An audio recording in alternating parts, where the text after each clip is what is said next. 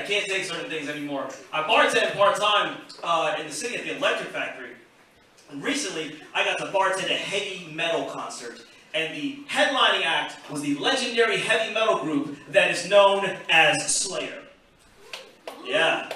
And let me tell you, white people, what y'all do for fun is so troubling to me sometimes. I don't understand you. It was an outdoor event. It was amazing. Outdoor event, 4,000 people outdoors. 700 of them were shirtless white men with tattoos that can only be described as, you know, my mom never hugged me. But I think Roger Spencer has some good ideas. Cool. The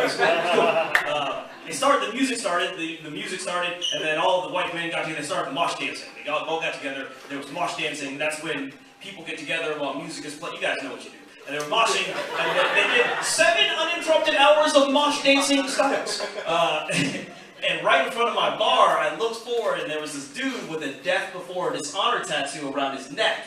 And he began to punch himself in the face as hard as he could. So hard, he knocked his bottom tooth into his mouth, spit it out, and with blood streaming out of his mouth, he yelled, "Fuck yeah, Slayer!"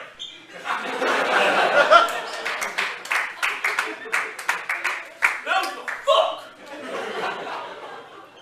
And it was at that moment where I realized, well, white people have never lost wars. I saw that. I was like, I saw it. I became the three-eyed raven. I was like, I'm Raven now. I see everything. It's amazing. I can see it. There's nothing that I cannot see. It's, oh man, it was you know what frustrates me about being this age? So I'm still young, but I can't do certain things the way I could before. I can't run quite as fast. I can't jump quite as high. I can't masturbate using just my imagination. I can't do that anymore. That's a young man's game. Yeah. That was 15-year-old Setoiyo. Good kid. Quick, some would say even. I tried to masturbate the other day using just my mind. I damn near passed out of heat exhaustion. This is some of the hardest shit I've ever. I used to be nasty. I was a nasty boy. I was nasty. Yeah. I used to have fantasies. I used to have fantasies about black, white, Latin, and Asian women who were naked and consenting. Freak! Now I have fantasies where like the PPA will write me a handwritten apology letter, you know what I'm saying? And then I get a Pico bill that lets me know that I got a $70 credit, you know what I'm saying? I worked on the main line. I was talking to a coworker. It was the beginning of our day, and I was like, "Hey man, how you doing?" And he was like, "Well, Trump's president, so you know how that goes." And I was like, "You haven't answered my question at all." And he was like, "No, I'm pissed off because there's no more great Americans." And guys, I fundamentally disagree. There are great Americans everywhere. Just gotta think about it a little bit different, okay? All right? So Donald Trump, not a great American, okay? MC Hammer, not a great American. Okay? You can't lose $31 million in a year and be a good American. You can't.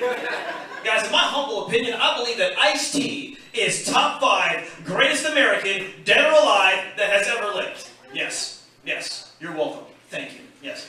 Ice-T, top 5. And if he's not on your top 5 list, with all respect, fuck your list. Okay?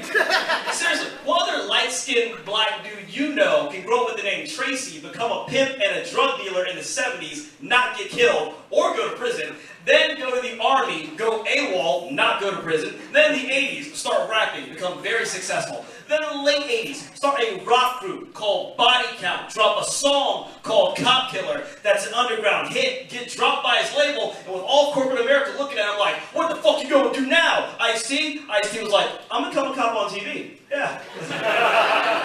Yeah, I'm gonna get this SVU Dick Wolf money.